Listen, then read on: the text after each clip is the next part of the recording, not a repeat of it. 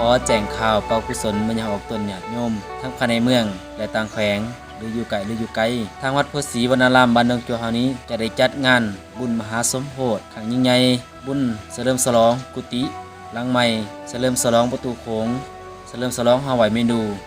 ติดพันกับงานบุญประจำปีตามประเพณีสำหรับวันเวลานั้นแม้นจะได้จัดขึ้นในวันที่28เดือน2หาวันที่1เดือน3แต่ว่าการจัดเกี่ยมตกแต่งประดับสถานที่จะได้เริ่มแต่วันที่20กุมภาพันธ์เป็นต้นไปวันที่28ตอนแรงหรือว่าภาคค่ำเวลาประมาณ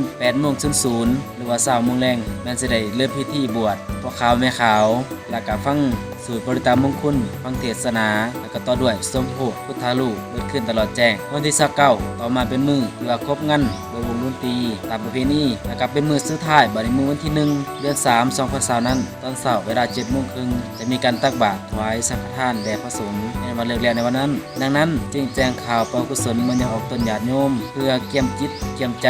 สละโอกาสญาติเวลามาร่วมบุญกับพวกอาตมาท้ายสุดนี้